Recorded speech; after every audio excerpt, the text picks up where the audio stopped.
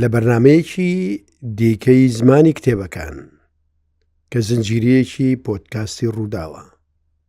ئەمڕۆ دێمەوە خزمەتتان. هیوادارم کاتەکەتان بە فیڕۆ نەچێت لەگەڵمدا. من هەمیشە دوو بابەت باس دەکەم، یان بابەتەکانم بۆ ئەمڕۆ بۆ ئەو بەرنامانەی ڕوودا و دوو بابەتی سەرێکیە. یەکەم ڕۆمان و دووهەم گێڕانەوەی خودایانە یان گێڕانەوەی یەزدانی. بۆ ئەوەش نمونەی هەرە باڵا و هەرە گرنگی من چیرۆکەکانی ناو تەوراتە. ئەوڕۆ باسی ئەوە دەکەم یان لەوە وردەبمەوە کە هونەری گێڕانەوە، کە زمان، کە ڕوودا و کە تەکنیک چۆن لە چیرۆکی لووتدا بەکارهێنراوە. لووت برازای حەزرەتی ئیبراهیمە. ئیبراهیم پێغەمبەرانە، لە هەموو ئاینەکاندا لە هەموو چیرۆکەکاندا وجودی هەیە. ئەوەی بۆتان دەگەڕمەوە چیرۆکی لووتە، وێرانکردنی هەردوو شاری سەمود و عامۆرە. ئەوە چۆن ڕوویدا؟ ئیبراهیم لە ماڵەکەی خۆی دانیشتووە. ماڵەکەی خۆی چادرێکە لەگەڵ خێزانەکەی سارا. لە تەمەنێکی پیریدایە. دوو فریشتەی خوا کە لەوێ هەر بە یەزدان ناویان هاتووە لە تەوراتدا دادەبەزن و دەبنە میوانی ئیبراهیم. ئیبراهیم خزمەتیان دەکات، گۆلکێکیان بۆ سەر دەبڕێت و نانیان بۆ دروست دەکات. بە شێوەیەک لەگەڵیان دەجوڵێتەوە وەک کەسی ماڵەکەی بن. ئەوانیش ئیبراهیمیان زۆر خۆش دەوێت. کاتێک دەیانەوە بڕۆن، پێش ئەوەی دوور بکەونەوە بە چاکی، یەکێکیان ئاور دەداتەوە و بە برادەرەکەی دەڵێت دەبا بە ئیبراهیم بڵێین بۆ کوێ دەچین، خۆ ئەویش لە خۆمانە. ئیبراهیم هەروە بە سەرسامی و حەسرەتەوە تەماشایان دەکات و ئەوەکەی دیکەش دەڵێ دا با پێی بڵێین. ئیبراهیم دەپرسێت چی بووە؟ حەز دەکەم بزانم. یەکێک لە فریشتەکان، یەکێک لە ئادەمیزادە لە یەزدانیەکان دەڵێ ئێمە خوداوەند ئێمەی ناردووە بۆ ئەوەی بچین شاری سەدوم و ئامورە وێرانکەین، ئاسن و گۆگرد و ئاگری بەسەردا ببارێنین. هەواڵەکە زۆر کەمەرشکێنە. بۆیش پێی دەڵێن چونکو قەومی ئەو دوو شارە قەومی لووتن. لووت برازایەکەی ئیبراهیم نێردراوە بۆ ئەوەی پەیامی خودایان پێ بڵێت.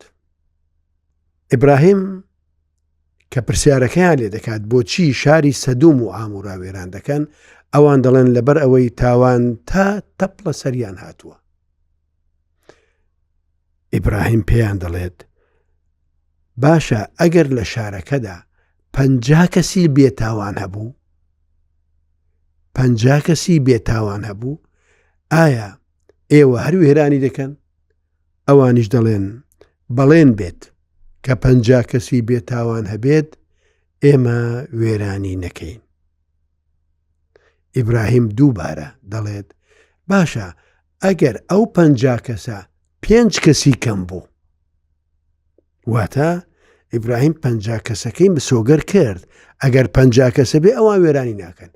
بەڵام دەڵێت ئەگەر ئەو 50 کەسە 5 کەسی کەم بوو. ئەوانیش دەڵێن بەڵێن بێ ئەگەر 5 کەسیشی کەم بێ وێرانی ناکەین. ئیبراهیم دووبارە پێیان دەڵێتەوە ئەگەر ئەو 45 کەسە 5 کەسی کەم بوو خۆ لە بەرخاتری 5 کەس ئێوە شارێک وێران ناکەن. ئەوان دووبارە بەڵێن دەدەن ئەگەر 40 کەسیش باشەی تێدا بوو ئێمە هەر وێرانی ناکەین. ئیبراهیم لەگەڵیان پێدا دەچێت تا دەمێنێتەوە 10 کەس. فریشتەکان بەڵێنی دەدەنێ ئەگەر 10 کەسی باش لە ناو شاری سەدوم و عەمورادا هەبێت وێرانی ناکەن. بەڵام حکمەتی دین، حکمەتی میتۆلۆجیا لەوەدایە کە دەبێ کەلامی خوددا بێتە دی. یەکەم ڕستەی ئەو دوو فریشتەیە چییە؟ دەڵێ ئێمە دەچین شاری ئامورا و وێران دەکەین، سەمود و ئامورا وێران دەکەین. ئەوەیە مەبەستەکە، هیچ کەسێک ناتوانێت ئەو بڕیارە بشکێنێت. بەڵێ ئێستا بەڵێنەکەمان چۆنە؟ ئەگەر لەو شارەدا 10 کەسی باش هەبێ ئەوان شارەکە وێران ناکەن. ئەو حکمەتە بۆ ڕستەیە کەڵدەگرن بۆ کۆتایی. ئیبراهیم بەجێ دێڵن و بەرە و شاری سەمود و ئامورا بەڕێ دەکەون. لەوێ لەسەر بیرێکدا دەنیشن بەڕێکەوت کە خوددا بۆی دروست کردوون. کچەکەی لۆت هاتووە مەڕەکانی ئاو بدا، مێگەلەکەی ئاو بدا. ئەوان یارمەتی دەدەن و ئەویش لەبەر خاتری بەخشندەی لەبەر خاتری چاکەکاریان داوا لە باوکی دەکات کە شەو لای ئەو بمێننەوە. بۆیە دەچن دەبن بە میوانی لوت. واتە ئەو دوو فریشتەیە ئێستا میوانی لوت. شەو خەڵکی شارەکە کۆ دەبنەوە و لە دەرگای ماڵی لوت دەدەن. کاتێک لوت دەیکاتەوە دەڵێت چیتان دەوێ؟ ئەوانیش دەڵێ ئەو دوو پیاوە گەنج و جوانەمان دەوێ کە میوانتن. لوت زۆر دەترسێ. لوتیش پێغەمبەری خوددایە، پەیامەکەی بە میلەتەکەی داوە کە ئەو کارانە کاری قێزەونن دەبێ نەیکەن. بەڵام ئەوان گوێی لێ ناگرن، دەڵێن دەبێ ئەو دوو میوانەمان تەسلیم کەی، ئێمە دەمانەوێ چیمان پێخۆشە لەگەڵیان بیکەین. ئەوان هاو ڕەگەزبازن، ئەوان دەیانەوێ سێکس لەگەڵ ئەو دوو میوانەی بکەن. لوت لە گەورەی خۆی دەڵێ من 2 کچم هەیە، تا ئێستا دەستی کەسیان پێنەگەیشتووە، هیچ کەسێک دەستی لێ نەداون. من هەردوو کچەکەتان دەدەمێ، چۆن دەتانەوێت لەگەڵیان ڕابێرن، بەڵام دەست لە میوانەکانم مەدەن، واز لە میوانەکانم بهێنن. ئەوان ڕازی نابن. کاتێک دوو فریشتەکە دەزانن میلەتەکە ڕازی نابێ، خەڵکەکە ڕازی نابێ، چۆتە ناو خراپەکاریەوە، داوا لە ڕوود دەکەن دەرگایەکە داخات. لوت دەرگایەکە دادەخات و دوو ڕیوایەت هەیە. یەکێکیان دەڵێ خەڵکەکە کوێر بوون و دەرگایەکەیان بۆ نەدۆزرایەوە جارێکی دیکە، یەکێکیان دەڵێ دەرگایەکە پێوە درا و ئیدی بوو بە دیوار. ئەوان داوا لە لوت دەکەن و دەڵێن ئێستا تۆ دەتوانی هەر کەسێک لەگەڵ خۆت بێنی و لە شارەکە بچینە دەرێ. کەواتە ئێمە وەکو خوێنەر بیر لەوە دەکەینەوە بزانین ئەو دەتوانێت 10 کەس کۆکاتەوە، چونکو ئەوان بەڵێنیان داوە ئەگەر لوت 10 کەسی چاکەکاری پێکۆ بکرێتەوە شاری سەمود و عەمودا وێران ناکەن. باشە، لوت کە دەڕوات داوا لە کوڕەکانی لە هەموو خزم و کەسی دەکات، بەڵام تەنها لوت هەردوو کچەکەی ژنەکەی لەگەڵی بەڕێ دەکەون. لە دیواری پشتەوە فریشتەکان دەرگایەک دەکەنەوە و تێدەپەڕن و خەڵکەکە کە تووشی گومڕایی بوون لە شارەکە دەمێنەوە. من ئەو چیرۆکە بۆ خۆشی ناگەرمەوە، بۆ تەکنیک دەیگەرمەوە. تۆ تەماشا ئەو تەکنیکە بکە کە لە 50 کەسەوە دێتە سەر 5 کەس. هەمان تەکنیکە دواتر لە ئاینەکان بەکاردێت و لە سەفەری ئیسرا و میعراجیشدا نوێژەکان لە 50 دەبن بە 5. ئەوانە ڕەگی ئاینەکانن. هەرچۆنێک بێت لوط لەگەڵ 2 فریشتەکە، لەگەڵ 2 کچەکەی، لەگەڵ ژنەکەی دەڕوات و لە شارەکە دوور دەکەونەوە. کاتێک فریشتەکان دەیانەوێ گۆگرد و ئاسن و ئاگر بەسەر شارەکەدا بکەن، داوا لە لوط و هەردوو کچەکەی و ژنەکەی دەکەن کە ئاوڕ نەدەنەوە. بێگومان هەموو فەرمانێکی دینی لە ڕواڵەتدا بۆ ئەوەیە پەیڕەو بکرێ، بەشی زۆریشی پەیڕەوی دەکا، بەس لە ئەساسدا بۆوە دێ بۆی بشکێندرێ. ئەو قسەی فریشتەکان چۆن دەشکێندرێ؟ بەو شێوەیە کاتێک شارەکە وێران دەکرێ، 2 کچەکە و لوط ئاوڕ نادەنەوە، تەنها ژنەکەی ئاوڕ دەداتەوە. کە ئاوڕ دەداتەوە خوددا دەیکا بە پایەک یان کۆیەک لە خوێ. تۆ تەماشات دنیابینی تەورات بکە.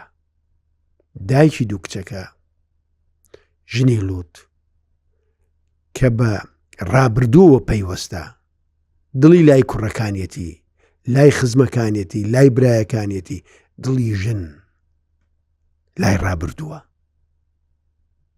ئاوڕ دەداتەوە، بۆیە تۆڵی لێ دەکرێتەوە و ژیانە دەزەدات و دەبێتە کۆیەک لە خوێ. ئەوەش پیشانمان دەدا کە خوێ ڕەگەزێکی ئەساسی ژیانە. ژنەکەی لوتیش بە شێوەیەکی گشتی ژن خوێی ژیانن لێرەدا. بەڵام ئەوەی تەورات دەیکا ئێمە هیچمان وەکو چیرۆگنووس، نەک چیرۆگنووسانی کورد، نەک چیرۆگنووسانی عەرەب و تورک و فارس، چیرۆگنووسانی دنیا نەیانتوانیەوە بیکەن. بۆچی تەورات یان ئەو کەسەی تەوراتمان بۆ دەژێڕێتەوە ژنەکەی لوط دەکوژێت؟ وە لێرە نابێ بێت لەبەر شتێکی زۆر گرنگ، لەبەر تەکنیک نابێ کۆتایی بێ، ڕوودا و نابێ کۆتایی بێ، چیرۆک نابێ کۆتایی بێ. تۆ تەماشا ئەو بەشە بچووکەی چیرۆکەکە بکە کە ماوە بۆت دەژەرمەوە. کاتێک بەسەر شاخەکە دەکەون دەگەن ئاشکەوتێک، لوط داوا لە فریشتەکان دەکات و دەڵێ من ئیجازە دەخوازم مۆڵەتم بدەن با لەو ئەشکەوتە بمێنمەوە، چونکو ناتوانم بێمە خوارە و زیاتر بڕۆم. ئەوانیش ڕێگای دەدەن و دەڵێن تۆ لێرە بە، دوعاخوازی لێ دەکەن و دەڕۆن. لوط دەچێتە ناو ئەشکەوتەکە و دەخەوێ. 2 کچەکە لەبەر دەرگادا دەنیشن. تۆ تەماشا ئەو تەکنیکەکە تەنها تەورات دەتوانێت ئاوە بیژێڕێتەوە، تەنها جێرانەوەیەکی یەزدانی دەتوانێت ئاوە بیژێڕێتەوە. دەڵێ کچە گەورەکەی لوط بە خوشکەکەی دەڵێ ئێمە تەواوی خزم و کەسمانە دەست چوو. ئەو کارە تەواو دەکات کە دایشی بە ئاوردانەوەکە پێی تەواو نەکرا. دەڵێ ئێمە تەواوی خزم و کەسەکانمانە دەست چوو، پیاویشمان نەماوە جگە لە بابم، جگە لە باوکم هیچمان نەماوە. من دەچمە ژوورێ و سێکسی لەگەڵ دەکەم، جنسی لەگەڵ دەکەم، بۆەوەی سکم پڕ بێت و نەوەی ئێمە جارێکی سەرزەوی پڕکاتەوە. کچەکە قسەکەی خۆی دەباتە سەر، دەچێتە ژوور و لەگەڵ لوط جوود دەبێ. کچی دووەمیش هەمان کار دەکات، دەڵێ منیش دەچم لەگەڵ باوکم جوود دەبم بۆ ئەوەی نەوەی ئێمە کۆتایی نەیات. تەورات بە جورئەتێکی زۆر، بە ئازایەتێکی زۆر ئەو چیرۆکەمان بۆ دەنووسێتەوە. بە یەک ڕستەش خۆی لە هەموو خەتاباریەک ڕزگار دەکا کە چۆن باوک لەگەڵ کچەکەی سێکسی کردووە. ئەویش بەچی؟ دەڵێ ئەوان شەرابیان دابوو بە لوط، بۆیە لوط لە هۆش خۆی چوو بوو، نە بە چوونە ژوورەکەیانی زانی و نە بە هاتنە دەرەکەیان. ئەوە تەکنیکی چیرۆکە. ئەرێ ئێمە توانیومانە ئەو تەکنیکە بەکاربێنین ئەرێ ئێمە توانیومانە ئەو زمانە بەکاربێنین، ئەرێ ئێمە توانیومانە خوێنەر تا ئەو پلەیە سەرسام بکەین. لە پێشەوە ئیبراهیم گەمەی ژمارەمان بۆ دەکا، لە 50 کەسەوە دەیهێنێتە سەر 5 کەس. ئەوە چه حکمەتێکی تێدایە؟ حکمەتی ئەوە لەوەدایە، ئێسەش گومانم هەیە من ئەرێ شارێک دەگری دەبێ 5 کەسی تێدا بێ بەبێ ڕیاکاری، بەبێ دنیاپەرستی، بەبێ خۆ هەڵکێشان و دروستکردنی پایەی کۆمەڵایەتی و دینی، دەبێ 5 کەسی خوداپەرستی تێدا بێت.